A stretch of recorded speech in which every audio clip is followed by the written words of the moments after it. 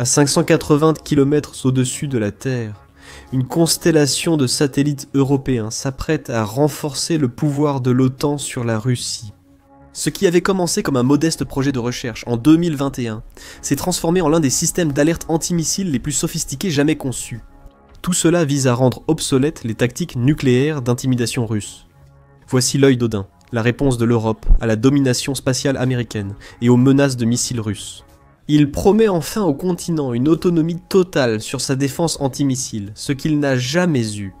Voyons comment l'œil d'Odin fonctionne, ce qui le rend révolutionnaire et pourquoi la Russie devrait s'inquiéter. Pour la première fois depuis la guerre froide, l'Europe pourra détecter et suivre chaque missile balistique ou hypersonique tiré de Russie en quelques secondes.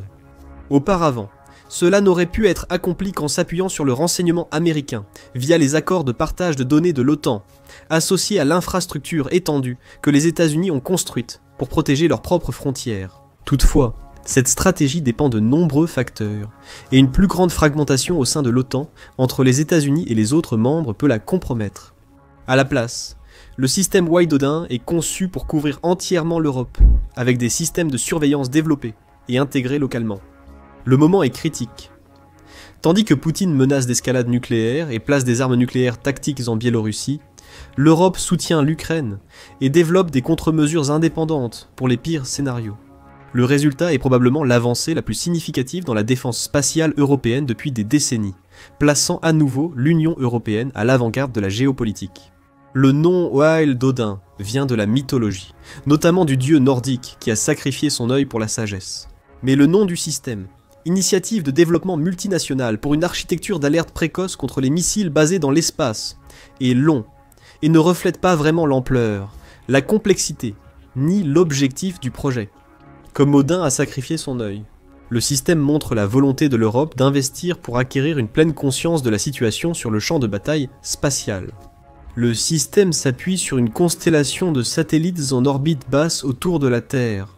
Ces satellites possèdent des capteurs infrarouges avancés pour détecter et suivre les lancements de missiles balistiques et hypersoniques, similaires au programme américain d'alerte et de suivi résilient des missiles, ou RMWT. Le système a évolué à partir d'une étude initiale de 75 millions d'euros en 2021, soit environ 87 millions de dollars à 90 millions d'euros. Programme de développement d'environ 105 millions de dollars, impliquant 43 entreprises de 14 pays européens. L'œil d'Odin impressionne par ses supposées spécifications techniques. Les satellites servent à détecter et suivre les armes balistiques, hypersoniques et anti-satellites, grâce à leur signature thermique, alors que le premier étage suborbital s'allume pour emmener le missile vers son orbite prévue. Les satellites, proches de l'Europe et de la Russie, capteront les lancements et diffuseront des alertes en secondes. Mais le système ne se contente pas de détecter le lancement des missiles. Il serait également capable de suivre ou de prédire leur trajectoire, de proposer les caractéristiques potentielles de la charge utile et de calculer les cibles les plus probables afin que des séquences de défense ou de contre-attaque complémentaires puissent être engagées à temps. La technologie des capteurs infrarouges marque un net progrès sur les capacités spatiales européennes antérieures. L'Europe utilise des satellites de surveillance atmosphérique, tels le suédois Odin. Depuis 2001, Odin n'était pas un satellite militaire. Ses instruments, dédiés à l'aéronomie, étaient adaptés à la haute atmosphère terrestre. À ce stade, le missile balistique sera déjà en chemin, rendant toute défense ou riposte inutile. L'œil d'Odin est la première constellation de surveillance spatiale militaire d'Europe, dédiée à la défense antimissile et à la dissuasion. L'utilisation d'un système spatial pour détecter les missiles est essentielle. Contrairement aux radars terrestres exposés au brouillage et aux limites de la courbure terrestre, les capteurs infrarouges satellites assurent une couverture mondiale continue et diffusent plus d'informations rapidement.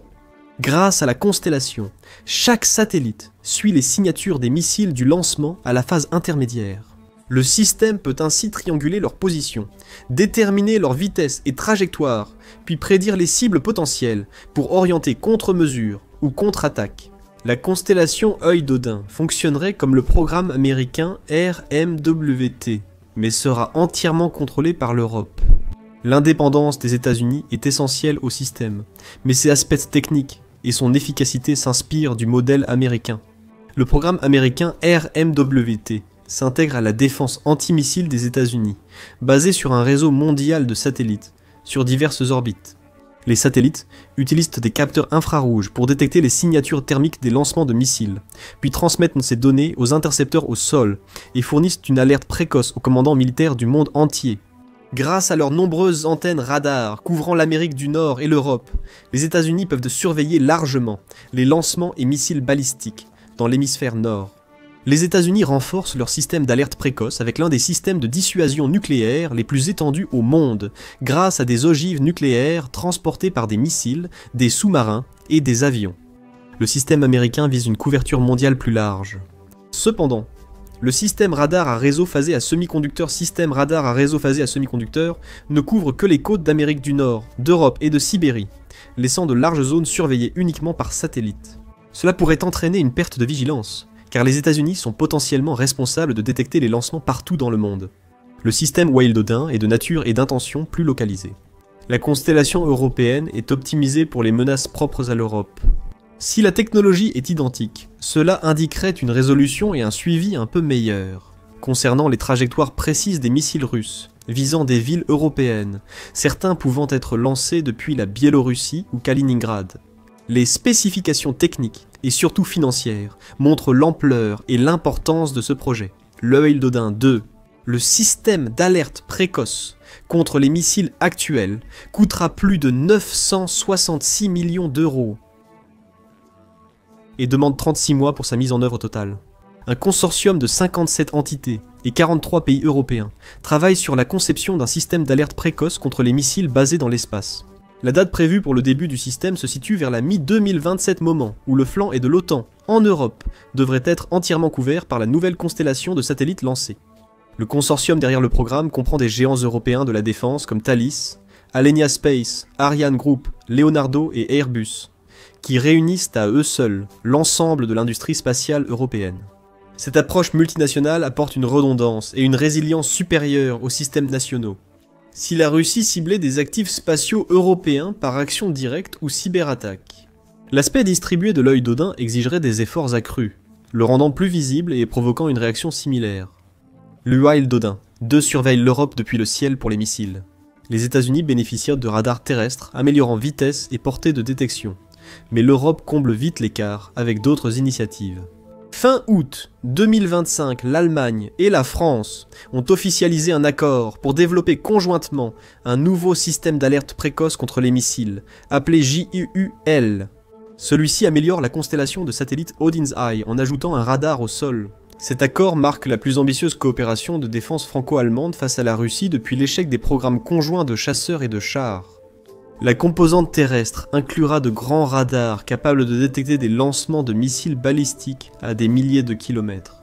Ces radars, associés aux capteurs spatiaux, assureront une couverture en couche et la vérification croisée des trajectoires de missiles. Lorsque les satellites Wild Odin détectent un lancement de missiles, les radars terrestres spécialisés s'orienteront immédiatement pour fournir des données de suivi précises et des calculs de trajectoire. Cette approche hybride permet de pallier les limites de chaque système. Les capteurs spatiaux excellent dans la détection initiale et la surveillance de vastes zones, mais ils peuvent rencontrer des difficultés pour prédire précisément la trajectoire en phase terminale. Les radars terrestres offrent une précision exceptionnelle, mais leur portée est limitée, et ils peuvent être neutralisés par le masquage du terrain. Le réseau de capteurs intégrés offre une alerte précoce et un suivi précis du lancement à l'impact. Le système servira également de pilier au projet Twister, dirigé par la France, qui signifie alerte et interception rapide grâce à la surveillance théâtrale spatiale, et qui vise à renforcer les réseaux d'alerte précoce. Avec un intercepteur hypersonique, cette intégration signifie que l'œil d'Odin est essentiellement devenu la colonne vertébrale des capteurs pour toute une architecture européenne de défense antimissile, qui pourrait éventuellement inclure des intercepteurs avancés capables de neutraliser les armes hypersoniques russes. Les satellites qui composent la deuxième version de l'œil d'Odin sont considérés comme largement supérieurs à tout ce que la Russie possède actuellement ou peut raisonnablement développer dans les décennies à venir.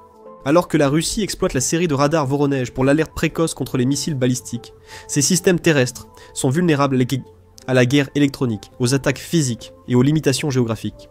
Le système satellitaire européen vise spécifiquement à détecter et suivre les armes balistiques, hypersoniques et anti-satellites. Il est donc conçu pour contrer les missiles russes les plus avancés, dont le Kinzhal hypersonique, le missile balistique intercontinental Sarmat, et toute arme anti-satellite visant les actifs européens. Les capteurs infrarouges détectent les signatures thermiques générées lors de la propulsion des missiles, quand les moteurs fusées brûlent intensément. Ces signatures sont pratiquement impossibles à masquer ou à tromper, ce qui permet une détection fiable même face aux technologies furtives les plus avancées de la Russie. À la différence du radar neutralisable par brouilleur ou furtif, la détection infrarouge s'appuie sur les principes mêmes de la propulsion des fusées. Ce qui rend cela si dévastateur pour la Russie, c'est l'avantage de timing. Les capteurs infrarouges spatiaux détectent les lancements de missiles en quelques secondes, offrant aux défenseurs européens un temps d'alerte optimal. Pour un missile balistique tiré de l'ouest russe vers Paris, l'œil d'Odin offrirait près de 30 minutes d'alerte, soit presque la durée du trajet du missile.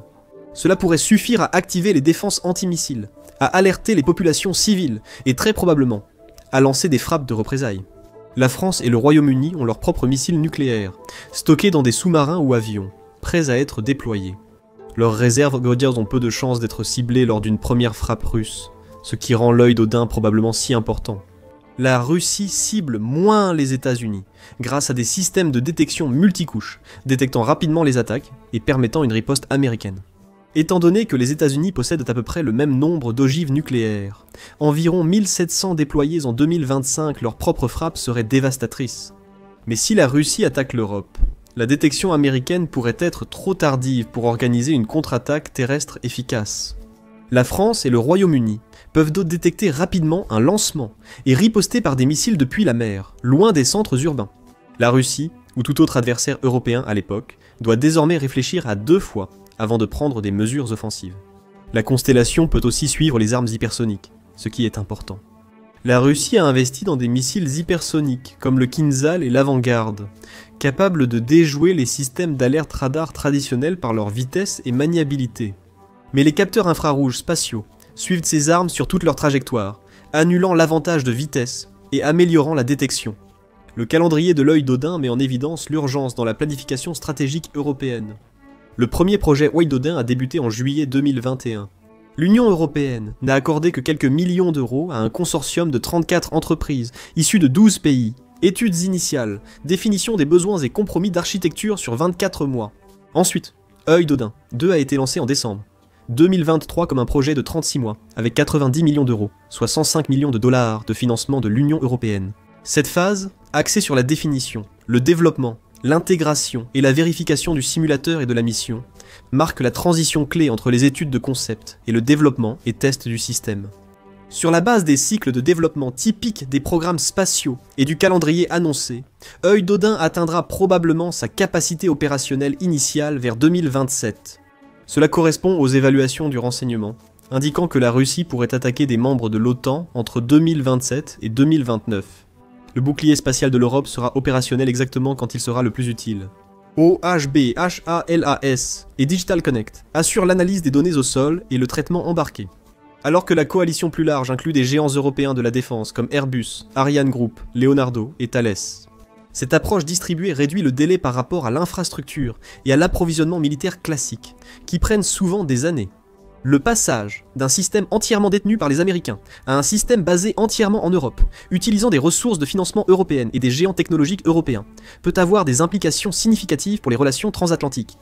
Pendant des décennies, l'Europe a dépendu des données d'alerte américaines, créant une relation asymétrique, où l'Europe a contribué des forces terrestres et des ressources financières à l'OTAN. Bien que dépendante des capacités spatiales américaines pour l'alerte stratégique, l'œil d'Odin supprime cette dépendance, permettant à l'Europe d'adopter des politiques stratégiques indépendantes sans attendre l'approbation américaine. Des tensions peuvent surgir entre intérêts européens et américains, comme lors du second mandat de Donald Trump. Cela a intensifié les conflits entre membres de l'OTAN à cause des politiques américaines jugées erratiques et de positions géopolitiques. Si cela provoque une fracture dans l'OTAN et un éventuel retrait total des États-Unis, l'Europe n'aura plus à craindre de perdre l'accès aux données cruciales d'alerte de missiles. Pour la Russie, c'est catastrophique. La stratégie d'intimidation nucléaire de Poutine a été efficace, car les dirigeants européens n'ont jamais totalement cru en leur capacité de défense. La menace d'escalade nucléaire russe a limité le soutien européen à l'Ukraine, freiné l'expansion de l'OTAN et influencé la politique énergétique et les dépenses de défense. L'œil d'Odin réduit fortement l'impact psychologique des menaces nucléaires russes. Les dirigeants européens disposeront d'informations complètes et instantanées sur les missiles russes, supprimant l'incertitude, favorisant le chantage nucléaire. Si Poutine menace d'user d'armes nucléaires tactiques, la surveillance européenne saura vite si la Russie prépare un lancement ou bluffe. Le système d'alerte Odin's Eye proposera une architecture plus facilement intégrable à d'autres systèmes, y compris ceux de l'OTAN. L'Europe garde ainsi un certain contrôle sur ses défenses aériennes et spatiales. Cela lui permet aussi de renforcer son alliance avec les États-Unis ou le Canada, en partageant des infrastructures pour une défense plus stratégique. L'œil d'Odin viendra compléter les systèmes d'alerte antimissiles de l'OTAN, avec des capteurs européens, apportant redondance et meilleure couverture. En temps de paix, les données provenant des satellites européens seront partagées avec la structure de commandement de la défense antimissile de l'OTAN, améliorant ainsi les capacités défensives globales de l'Alliance. En cas de crise, si les intérêts de l'Europe et des États-Unis divergent, l'Europe garde un accès autonome aux données d'alerte antimissiles. Cette flexibilité serait cruciale si de futures administrations américaines adoptaient l'isolationnisme ou imposaient à l'Europe des choix stratégiques controversés. Le système renforce aussi la contribution européenne à la défense collective de l'article 5 de l'OTAN. Auparavant, les alliés européens dépendaient fortement des moyens spatiaux américains pour détecter les menaces contre le territoire de l'OTAN. Grâce à l'œil d'Odin, l'Europe peut réagir en premier si la Russie attaque et lancer la première contre-mesure. Le déploiement de l'œil d'Odin rend la position stratégique de la Russie plus difficile. La stratégie d'intimidation nucléaire de Poutine repose sur l'incertitude, car les dirigeants européens doivent constamment se demander si les menaces russes sont réelles ou simplement une pression psychologique. La doctrine militaire russe insiste aussi sur la tromperie stratégique et la surprise dans les opérations nucléaires. L'œil d'Odin empêche cela. Les satellites européens surveilleront les préparatifs, lancements et trajectoires des missiles russes, supprimant la possibilité pour la Russie de réaliser des attaques surprises ou de garder une ambiguïté stratégique. Leur proximité avec la Russie offre des mises à jour quasi instantanées sur les mouvements d'ogives nucléaires. Cette transparence complique également les opérations militaires conventionnelles russes.